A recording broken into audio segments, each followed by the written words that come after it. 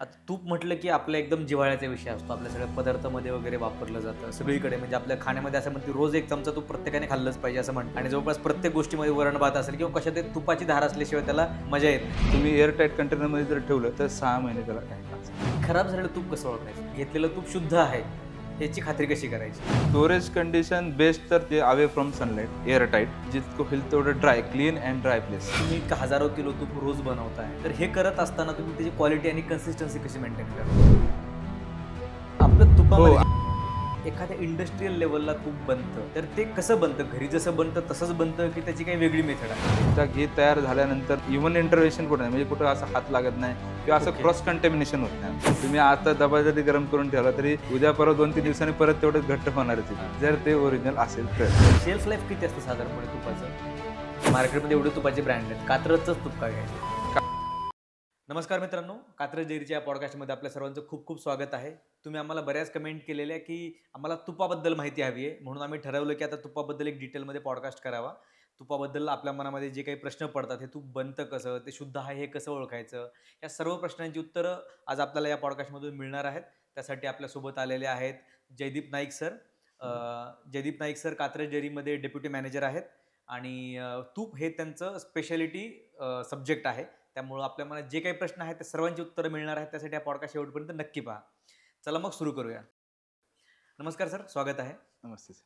माझा पहिलाच प्रश्न आहे, की आपण घरी प्रत्येकाच्या घरी तूप बनतं बरोबर. आणि ती प्रोसेस सगळ्यांना माहिती आहे. हो. तर ज्यावेळेस एखाद्या इंडस्ट्रियल लेव्हलला तूप बनतं, तर ते कसं बनतं? घरी जसं बनतं तसंच बनतं, की त्याची काही वेगळी मेथड आहे? म्हणजे ऑलमोस्ट प्रोसिजर तर तशी सेम असते. आता जसं आपण समजा घरी बनवतो, घरी आपण साय गोळा करतो. हं, साईपासून नंतर त्याला विरजण टाकतो, हं. कल्चर फर्मेंटेशन करून त्यानंतर त्यापासून आपण घुसळून त्याला लोणी काढून घेतो आणि नंतर ते फक्त स्लो स्टेडीली आपण त्याला हीट करून त्याला ग्रॅज्युअली तूप तयार करतो. बरोबर. फार काहीसं वेगळं नाहीये. हं, आपलं मास लेव्हलला प्रोडक्शन असल्यामुळं आपण क्रीम त्यातली फॅट दुधामधली एक्सेस फॅट ती काढून घेतो. क्रीम असते ती. हं, मग ते क्रीम आपण ओव्हरनाईट स्टोअर करतो. हं. त्या ओव्हरनाईट स्टोअर केल्यामुळे एक थोडासा त्याला एक अरोमा डेव्हलप होतो. त्यानंतर दुसऱ्या दिवशी आपण तिला वापरतो. दुसऱ्या दिवशी यूज करताना काय करतो आपण, जसं तुम्ही आता ही स्टेप झाली डायरेक्ट जसं तुम्ही फर्मेंटेशन करून त्याचं लोणी काढलं. हं. हे क्रीममध्ये थोडक्यात लोणी झालं तुमचं. ते आपण बॉयलर्स असतात आमच्याकडे मोठे केटल्स असतात.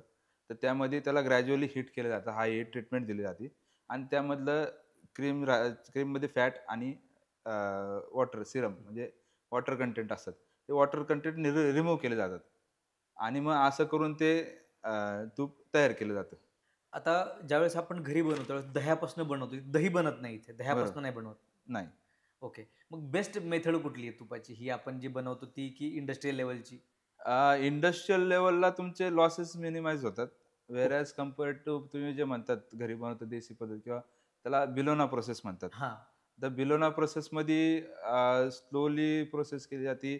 अल्टरनेटिव्ह कुकिंग फक्त एकदम लास्ट स्टेजला येतं. त्यामुळे त्याला काही प्रमाणात त्याचा अरोमा आणि जे आपण तयार करतो आता इंडस्ट्रियल लेव्हलला त्याच्या अरोमामध्ये फरक पडतो. तर का ते टू प्रोसेसमध्ये केलं जातं. आता जे आपण इंडस्ट्रियल लेव्हलला हे करतो ते टू प्रोसेसिंग होतं. 2 म्हणजे फर्स्ट ऑफ ऑल क्रीम काढण्यासाठी प्रोसेसिंग केलं जातं. त्यानंतर घी प्रोसेसिंग केलं जातं. तसंच जे आपण घरी जे हे करतो ते स्लोली ग्रॅज्युअली एका प्रोसेसमध्ये सगळं होत जातं. त्यामुळं ते काही प्रमाणात प्रोटीन्स म्हणा किंवा काही इतर घटक म्हणा, ते त्यामध्ये जास्त मेंटेन राहिले होतात घरीमध्ये. पण कंपॅरेटिव्हली तुम्ही जर इन टर्म्स ऑफ मनी जर बघायला गेला, हं. तर आपल्याला ही सगळ्यात किफायतशीर इंडस्ट्रियल प्रोसेस. ओके. हो. चवीमध्ये फरक पडतो? अ, फारसा नाही पडत. ओके. ऑलमोस्ट दोन्ही चव सेमच जातात. ओके. आता ज्यावेळेस तुम्ही इतकं हजारो किलो तूप रोज बनवताय, तर हे करत असताना तुम्ही त्याची क्वालिटी आणि कन्सिस्टन्सी कशी मेंटेन करताय? मेन क्वालिटी आणि कन्सिस्टन्सी मेंटेन करण्यासाठी एस-ओ-पी म्हणजे स्टँडर्ड ऑपरेटिंग प्रोसिजर. हं. जर तुम्ही स्टँडर्ड ऑपरेटिंग प्रोसिजरनुसार ठरवलेल्या पद्धतीने ठरवलेल्या नॉर्मनुसारचं क्रीम घेतलं किंवा ठरवलेले आपण फॅट्स असतात त्यानुसार जर क्रीम घेतलं आणि त्यानुसार जर प्रोसेस आपण केली, हं. तर प्रत्येक बॅच वाईज तुमचं क्वालिटी सेम मेंटेन राहते. आणि आमचं बॅचमध्ये प्रोडक्शन होतं. हं. जरी आमचं मास प्रोडक्शन असलं तरी बॅच होतं. प्रत्येक बॅचचं सेपरेट सॅम्पलिंग केलं जातं.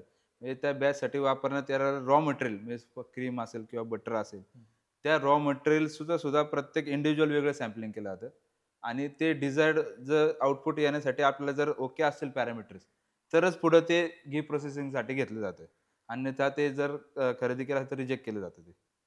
ओके. हं. आणि आपण जे दूध वापरतो किंवा क्रीम सेपरेशन करतो त्यासाठी नेमकी काय प्रोसेस वापरली जाते? क्रीम सेपरेशनसाठी ते ॲक्च्युअली ऑनलाईन प्रोसेस आहे. मिल्क पाश्चरायझर्स करतो आपण. हां. मिल्क पाश्चरायझेशन केल्यानंतरनं त्याला जी एक्सेस फॅट असते क्रीममधली, हं. म्हणजे आम्हाला एक्सेस फॅट म्हणजे इन कन्सेप्ट म्हणजे तुपासाठी लागणार आहे, तर हं. आम्ही प्लॅनिंग केलेलं असतं रोजचं, की हं. बाबा एवढं-एवढं लिटर दूध आमचं आज येणार आहे, तर हं. एवढं पॅकिंगसाठी लागणार आहे, एवढं प्रोसेससाठी लागणार किंवा एवढं प्रॉडक्टसाठी लागणार आहे. हं. तर त्या प्रॉडक्टमध्ये बायफर्गेट केलं जातं, की प्रॉडक्टसाठी आपल्याला फॅट किती लागणार आहे. तर फॅट हं. म्हणजे इन थोडक्यात म्हणजे क्रीम. तर तेवढी क्रीम आम्ही काढतो आणि ती वापरली जाते. ओके. आणि ते आपण स्टोअर वगैरे कुठे करतो का रोजच्या रोज हे प्रोसेस चालू नाही. असते? ते स्टोअर आपण कोल्ड स्टोअरला म्हणजे कोल्ड हं. रूमला स्टोअर बिलो 5 डिग्री सेंटिग्रेडला त्याला स्टोअर करतो, की जेणेकरून त्यातला बॅक्टेरियल ग्रोथ होऊ नये. ओके. जर बॅक्टेरियल ग्रोथ झालं तर फायनल प्रॉडक्ट तुपामध्ये तुमचा वास वेगळा वास येऊ शकतो तुम्हाला असं. आता तूप म्हटलं की आपला एकदम जिव्हाळ्याचा विषय असतो. आपल्या सगळ्या पदार्थामध्ये वगैरे वापरलं जातं. सगळीकडे म्हणजे आपल्या खाण्यामध्ये असं म्हणते रोज एक चमचा तूप प्रत्येकाने खाल्लंच पाहिजे असं म्हणतात. आणि बरोबर. जवळपास प्रत्येक गोष्टीमध्ये वरण-भात असेल किंवा कशात ते तुपाची धार असल्याशिवाय त्याला मजा येत नाही. हं. परंतु या तुपामध्ये आजकाल आपल्याला खूप अडल्ट्रेशन होताना पाहायला मिळतंय. मग ते अडल्ट्रेशन आपण कसं ओळखायचं? भेसळ कशी ओळखायची तुपामधली? ॲज अ सध्या कस्टमर म्हणून तुम्ही त्यातले एक्सपर्ट आहात, तर आम्हाला हं. सांगा की घेतलेलं तूप शुद्ध आहे, ह्याची खात्री कशी करायची? जर तुम्हाला घरी टेस्टिंग करायचं असेल तर आपण एखादा पॅन घ्यायचं. हं. त्याला गरम त्यात तूप टाकायचं. गरम करायचं. हं. गरम केल्यानंतर जर लगेच वितळलं हं. तर ते प्युअर घी. हो. ओके. आणि तेच वितळायला वेळ लागला किंवा नंतरनं स्लाइटली ट्रेसेस राहिलेत व्हाईट कलरचे, तर ते त्याचे फॅट सोर्स आयदर व्हेजिटेबल किंवा हे वापरून ते तयार केलेलं घी म्हणजे भेसळयुक्त घी असं समजलं जाऊ शकतं तुम्हाला. त्यात म्हणजे काय-काय भेसळ होते तुपामध्ये? शक्यतो व्हेज फॅट किंवा ॲनिमल म्हणजे फॅट. डालडा तसं? हो, म्हणजे डालडा किंवा animal fat either animal than fat? हो, हो, वापरली जाते आता. आपलं हो, तुपामध्ये जे आता आपण ते तिरुपतीला जे प्रकार झाला होता बघा. हो, बरोबर आहे. हो, हो, हो, हो. त्यामध्ये ते ॲनिमल फॅट सोर्स वापरला गेला होता. ते हां, म्हणजे प्युरिटी ही जर तुम्ही घी बघायला गेलं तर घी म्हणजे तुम्हाला मिल्क सॉलिड्स पासूनच हं. बनवलेलं किंवा मिल्क फॅटपासून बनवलेलं तेच फक्त प्युअर घी. हं. अदर दॅन मिल्क फॅट हं. वापरले असेल तर ते अडल्ट्रेशनमध्ये कन्सिडर केलं जातं. ओके. असंच घरगुती पद्धतीने दुसरं जर चेक करायचं झालं तुम्हाला अडल्ट्रेशन तर फ्रिजमध्ये ठेवायचं हं. घी.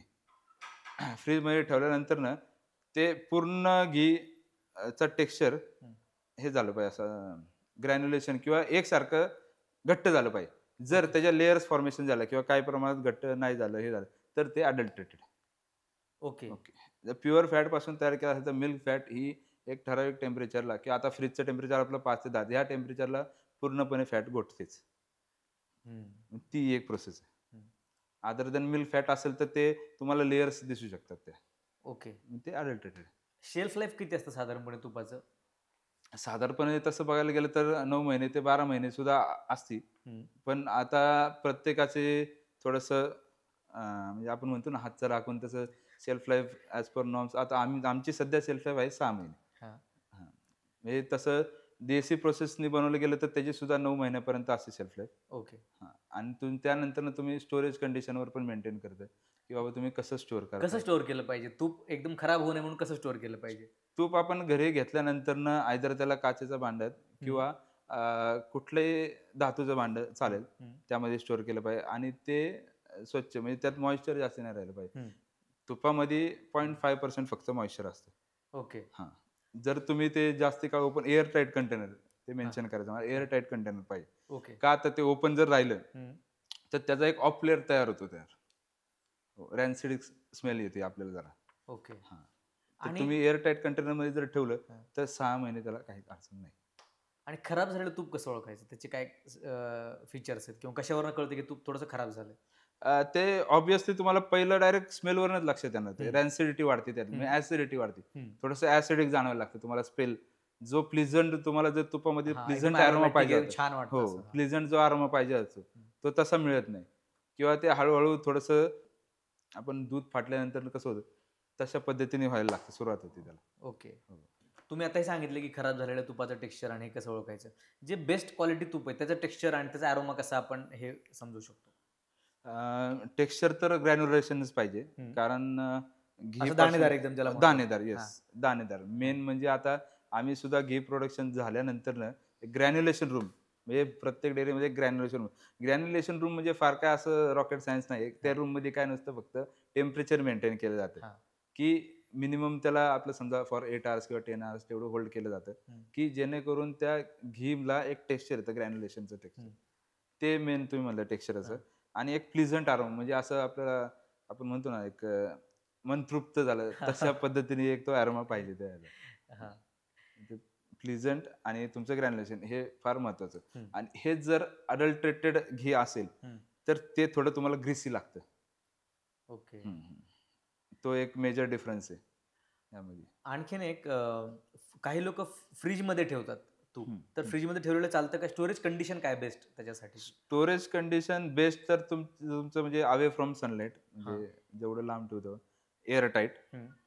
आणि जितकं होईल तेवढं dry, clean and dry place, म्हणजे ही मेन स्टोरेज कंडिशन त्याची आहे. फ्रिजमध्ये ठेवलं तर काही प्रॉब्लेम नाही. त्याच्या शेल्फ लाईफला इफेक्ट होऊ शकतो. कमी होतं शेल्फ लाईफ फ्रिजमध्ये ठेवल्यानंतर? त्याच्या काय होतं, कंटिन्यूअस उघडझाप होणार, तुमचं मॉइश्चर त्यात वाढत जाणार. मॉइश्चर वाढल्यामुळे हवेतील ऑक्सिजन त्यात जातं आणि ऑक्सिडाइज फ्लेवर, तुम्हाला म्हणलं तसं रॅन्सिडिटी डेव्हलप होऊन ऑक्सिडाइज फ्लेवर तयार होतो. म्हणजे फ्रिजमध्ये नाही ठेवलं पाहिजे तूप. नाही, शक्यतो बाहेरच ठेवलं पाहिजे. ओके. आणि बऱ्याचदा आपण काय करतो, की तूप थोडंसं घट्ट झालं तर गरम करून घेतो. हं. सो मग पूर्ण डबाच गरम केलेला चालतो, की तुपाचा आणि नाही, तुम्हाला जसं वापरत म्हणजे जातं जसं लागतंय तुम्हाला तसं तेवढ्या पद्धतीने गरम केलं तरी चालेल. पूर्ण डबा गरम करण्याची? नाही गरज, काहीच गरज नाही. आम्ही कधी कंटाळा करून अख्खा डबाच म्हणजे स्टीलचा डबा उचलला. तुम्ही गॅसवरती तसं ठेवला. जरी केलं आता या या थंडीच्या सीझन मध्ये तर तसं सर्रास प्रॉब्लेम होतात, की तूप आळतच. हां. हां. तुम्ही आता डबा जरी गरम करून ठेवला तरी उद्या परवा 2-3 दिवसांनी परत तेवढं घट्ट होणारच आहे ते. हां. जर ते ओरिजिनल असेल तर. हां. म्हणजे जर ओरिजिनल नसेल तर आळत नाही. नाही, मग तुम्हाला तेच सांगितलं, लेयर तयार होतात. ओके. मगाशी मी काय म्हणलं जसं की हं. अडल्ट्रेटेड असेल जर तुम्ही फ्रीजमध्ये ठेवलं तर त्याच्या लेयर्स तयार होतात, हं. किंवा ते पूर्णपणे सगळं गोठणार नाही. हं. आपल्याकडे ज्यावेळेस तूप बनतं, हे तयार होतं, ह्या प्रोसेसमध्ये त्यात कुठं भेसळ होत नाही किंवा त्यात कुठं अनहायजिनिक काही होत नाही, हे तुम्ही कसं इन्शुअर करता? ह्याची काळजी कशी घेता? ह्या इन्शुअर करण्यासाठी आमच्या स्टँडर्ड ऑपरेटिंग प्रोसिजर्स आहेत सगळ्या. हं. तर त्यासाठी मेन म्हणजे आम्ही मिल्क, रॉ मिल्क आल्यानंतर मिल्कमधले मेन प्रोडक्शनसाठी आम्ही सध्या आता प्रोटीन बेसिसवर सिक्युरिटी चालू केलेली आहे. हं. कुठलाही बाय प्रोडक्ट बनवण्यासाठी प्रोटीन हं. हे फार मेजर पॅरामीटर आहे. हं. तर इनकमिंग मिल्कपासून आम्ही सेपरेशन करतो, त्याचं क्रीम काढतो. क्रीम काढल्यानंतर आयदर क्रीम किंवा बटर ह्या दोनपासून आपण घी तयार करतो. तर क्रीम सेपरेशन करून आम्ही ओव्हरनाईट स्टोरेज करतो बिलो 5 डिग्रीला. आणि तेच जर बटर करायचं असेल तर त्या क्रीमला फर्दर 40% फॅटची फर्दर पाश्चराईज करतो आपण. हं. पाश्चराईज केल्यानंतरनं त्याला परत एजिंगसाठी मिनिमम 6 to 8 आवर्स त्याला एजिंग देतो आपण. हं. आणि तिचं टेम्परेचर साधारण 8 ते 12 ह्या टेम्परेचरमध्ये आपण ठेवतो त्या रेंजमध्ये. त्यानंतरनं ते दुसऱ्या दिवशी बटर, म्हणजे जे आपण देशी पद्धतीने तयार करतो तसं. लोणी काढलं तर आपण हे म्हणजे तुम्ही एक साय काढली तशी. हां. थोडक्यात ही क्रीम म्हणजे एक साय काढली. हं. त्यानंतर त्याचं बटर तयार करतो, म्हणजे हां. लोणी तयार हां. करतो. म्हणजे हे जे क्रीम जातं ते चर्निंग होतं, पॅटिंग होऊन त्याचा एक गोळा लोण्याचा तयार होतो. हं. आणि मग हे तयार झालेलं लोणी परत आपण घी प्रोडक्शनसाठी वापरतो. त्याला गरमच करतो म्हणजे बेरी तयार होते काय आपल्या प्रोसेसमध्ये? होती ना. मग त्या बेरीचं काय करतो आपण? बेरी आयदर आम्ही मॅक्झिमम तर सगळे फेकूनच देतात बेरी, हां. किंवा काही जण लोक आमच्याकडनं घेऊन जातात, ते जनावरांना परत खायला घालतात. ओके. जनावरांना खाद्याबरोबर ते टाकतात, की जेणेकरून त्यामध्ये बेरीमध्ये काही प्रमाणात फॅट सोर्स राहिलेला असतो. हो, बरोबर आहे. बरोबर. मग ते फॅट सोर्स इंटेक करून त्यांच्या दुधामधली फॅट वाढते. असा ओके. काहींचा कन्सेप्ट आहे. त्यामुळे काही लोक आमच्याकडनं ते घेऊन जातात बेरी तशी. ओके. इंटरेस्टिंग. कारण की मला असं वाटायचं की या प्रोसेसमध्ये बेरी बनतच नाही. नाही, बनते. स्लो कुकिंग प्रोसेस जरी असली हं. तरी थोड्याफार प्रमाणात ती बेरी बनतेच. आता तूप रेडी झालं आपलं, तूप बनलं तुमचं, आता मोठ्या भांड्यामध्ये तूप बनलं. मग ह्याच्या पॅकेजिंगमध्ये आणि त्यानंतर हे करताना तुम्ही त्यात कुठल्या गोष्टीची तुम्हाला काळजी घ्यायला लागते किंवा तुम्ही काय गोष्टी करता? घी पॅकेजिंग, सीलिंग म्हणजे बाकी सगळ्या कस्टमरपर्यंत जाईपर्यंत? घी तयार झाल्यानंतरनं फर्स्ट ऑफ ऑल त्यांना आपण सेटलिंग होऊन देतो. हं. सेटलिंग केल्यानंतरनं त्याचं क्लॅरिफिकेशन करतो. क्लॅरिफिकेशनमध्ये काय होतं, की आपण तर अशी बेरी काढली, भांड्याला लागलेली आपण तर घरी काढतो तसं आहे. हां. तरी आपल्या तुपामध्ये काय प्रॉब्लेम येते थोडे तुकडे येतात तर त्याचे. त्यासाठी पुढे आम्ही क्लॅरिफिकेशन करतो, त्याचं क्लॅरिफायर बसवलेलं आहे. ओके. म्हणजे थोडं चाळून घेऊ थोडक्यात. हो. म्हणजे क्लॅरिफायर म्हणजे सेंट्रिफ्युगल फोर्सने काय होतं ओके. ते, हां. की जे बेरीचे पार्ट्स असतात ते असे बाहेर फेकले जातात. हं, हं, हं. आणि मग असंच फिल्ट्रेशन करून ते जे क्लॅरिफाईड घी आहे, हं. ते बाकीचं राहिलेलं परत नेक्स्ट लॉटला वापरलं जातं बेरी असलेलं. हं. आणि हे जे क्लॅरिफिकेशन केलेलं घी आहे, हं. हे पुढं पॅकिंग केलं जातं. आता पॅकिंगमध्ये आम्ही पाऊच पॅकिंग आहे, जार पॅकिंग आहे आणि 15 लिटरची टिन पॅकिंग आहे. ओके. हो.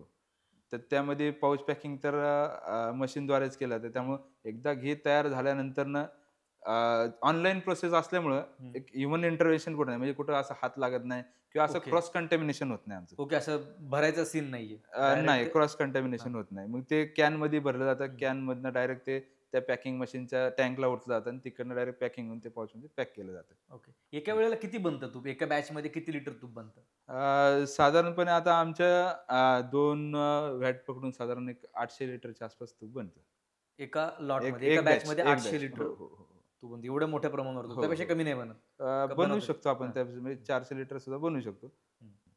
इंटरेस्टिंग. कारण की मोठी प्रोसेस आहे सगळी ही. हो, हो. खूप हं. मोठी प्रोसेस आहे. बरेच लोकं ना तूप थोडंसं महाग असतं म्हणून त्याच्याऐवजी सबस्टिट्यूट वापरतात. हं, वनस्पती तेल असेल किंवा नॉर्मल तेल असेल हे वापरतात. हं. तर नेमकं तुपाचे काय फायदे? तुम्हाला काय वाटतं? कशामुळं तूप खाल्लंच पाहिजे? तूप उलटं आता थंडी जवळ हां, येते. हां. थंडीत तर सगळ्यात बेस्ट आपण आता म्हणजे आपले आजी म्हणा किंवा हे असे आपल्याला सांगत आहे, की बाबा तूप हे आहारात असलंच पाहिजे. तूप का आहारात असलं पाहिजे, की ते एक एनर्जी क्रिएट करतं. आपण जर प्रमाणात तूप घेतलं, तर ते आपल्याला एनर्जी क्रिएट करून आपली रोगप्रतिकार शक्ती सुद्धा वाढवतं. हं. त्यामुळं आणि तेलाने तर आपलं ऑलमोस्ट कोलेस्ट्रॉलचे तर आहेच आहे. तसं जर लिमिटमध्ये जर तूप जर तुम्ही वापरलं, हां. तर निश्चितच तुम्हाला भरपूर फायदे आहेत त्याचे. क्या बात है! ठीक आहे, एक तुम्हाला शेवटचा प्रश्न विचारतो. आपण कात्रजचंच तूप का घ्यायचं? मार्केटमध्ये एवढे तुपाचे ब्रँड आहेत. कात्रजचंच तूप का घ्यायचं? कात्रजचंच तूप मी खात्रीशीर का घेऊन सांगतो, कारण का आपलं हे शेतकऱ्यांनी ची संस्था आहे. हं. तर त्या शेतकऱ्यांचं असं म्हणणं असतं, की बाबा की आम्ही आमच्या मुलांना खायला घालतो, तसं आम्ही या संघाला त्या पद्धतीने दूध पुरवठा करतोय. तर त्यामुळं भेसळविरहित दूध आहे. हं. जी प्रोसेस आहे जसं तुम्हाला सांगितलं, तसं ह्युमन इंटरव्हेन्शन कुठेही नसल्यामुळं बॅक्टेरियल फ्री हं. तुमचं जे काही प्रॉडक्ट आहेत, मिल्क म्हणा किंवा इतर म्हणा, त्यामुळं आम्ही ॲश्युरिटी देऊ शकतो, की आम्ही जे बनवतोय हं. ते म्हणजे थोडक्यात आमचं स्लोगन पण आहे, क्वालिटी इज आवर स्पेशालिटी. हं. बाकी आता ह्या कोटच्या पुढे अजून काय बोलू शकतो? तर क्वालिटी इज आवर स्पेशालिटी आलं तर मी 100% सजेस्ट करेल, की बाबा तुम्ही कात्रजचंच तूप घ्यावं. क्या कारण बात! एफ-एस-एस-आयचे स्टँडर्डमध्ये एफ-एस-एस-आयवाल्या डेअऱ्या भरपूर आहेत. हां. पण कंपॅरेटिव्हली तुम्ही फ्लेवर वाईज किंवा टेक्स्चर वाईज जर कंपेअर केलं, हं. तर देशी पद्धतीला ऑलमोस्ट धरून हं. त्या पद्धतीचा फ्लेवर हं. तो कात्रजच्या तुपामध्ये तर नक्कीच तुम्हाला मिळेल. क्या बात है! नक्कीच. त्यामुळे मी तर स्ट्राँगली सजेस्ट करेल, की तुम्ही कात्रजचं तूप घ्या. चालेल. नक्कीच आपण आपल्या प्रेक्षकांनाही सांगू. तर खूप खूप धन्यवाद जयदीप सर. तुम्ही तुमच्या वेळात वेळ काढून आलात आणि आम्हाला सगळे तुपाबद्दल इतकी सारी माहिती दिली. आमच्या मनात जे काही प्रश्न होते त्याची खूप चांगली उत्तरं तुम्ही दिली. त्याबद्दल तुमचे खूप खूप आभार. परत थँक एखादा विषय घेऊन आपण याच चर्चेला बसूयात. नवीन पदार्थ घेऊन, एखादा नवीन आयटम, डेअरीतला एखादा आयटम घेऊन आम्ही तुमच्यासोबत चर्चा करू परत एकदा. नक्कीच. So much. थँक्स. मित्रांनो, तुम्हाला हा पॉडकास्ट कसा वाटला आम्हाला नक्की सांगा. तुमच्या मनामध्ये जे काही तुपाबद्दलचे प्रश्न असतील ते बऱ्यापैकी सुटले असतील असं मला वाटतंय. या व्यतिरिक्त जर तुम्हाला डेअरीबद्दल अजून काही जाणून घ्यायचं असेल, दुधाबद्दल काही जाणून घ्यायचं असेल, तर नक्की आम्हाला कमेंट करून सांगा. आणि पुढच्या पॉडकास्टचं नोटिफिकेशन मिळवण्यासाठी आपल्या डेअरीच्या चॅनलला सबस्क्राईब करायला विसरू नका. धन्यवाद.